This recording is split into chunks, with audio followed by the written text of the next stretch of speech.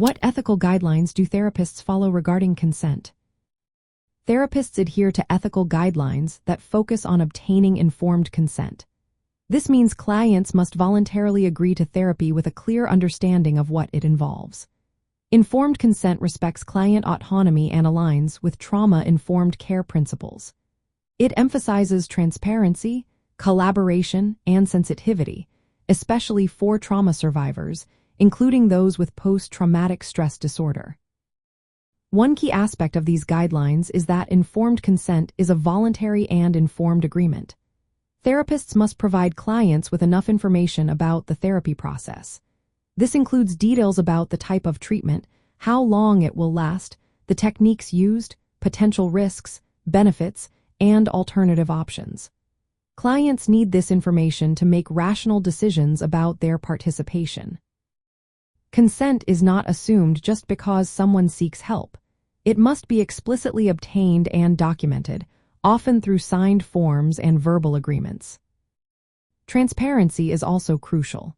Clients should know the goals of therapy, how often sessions will occur, their length, and any tasks they may need to complete. They must also understand the limits of confidentiality, such as when there is a risk of harm to themselves or others. If a trainee is providing therapy, clients should be informed about the supervision arrangements. Sensitivity to trauma and symptoms of post-traumatic stress disorder is vital. Since PTSD can involve avoidance of trauma-related memories, therapists must seek explicit permission before discussing sensitive topics. This approach respects clients' boundaries and helps reduce the risk of re-traumatization during therapy. Maintaining therapeutic boundaries and a strong alliance is another ethical guideline. Therapists must establish and uphold clear boundaries to foster trust and safety. This is particularly important when working with trauma survivors who may test boundaries or have irregular attendance.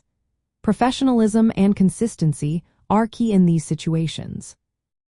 Ongoing consent is an essential part of the therapeutic process. Consent is not just a one-time event, it is ongoing. Therapists regularly check in with clients about their comfort and willingness to continue treatment, especially when sensitive material is involved. Clients have the right to withdraw consent at any time. Balancing the information provided with maintaining a supportive therapeutic relationship is important. While therapists need to give detailed information, they must also ensure that it does not overwhelm clients. Overloading clients with too many legalistic details can undermine trust or increase anxiety. The level of detail should be tailored to each client's needs and the complexity of the treatment. Finally, risk management and client safety are paramount. Therapists must continuously monitor client safety, assessing risks such as suicidal ideation or self-harm, particularly around triggering events. The consent process includes discussing these risks and safety planning as part of treatment. In summary, ethical guidelines for therapists regarding consent prioritize informed and voluntary participation through clear communication, respect for client autonomy, sensitivity to trauma-related issues, and ongoing collaboration.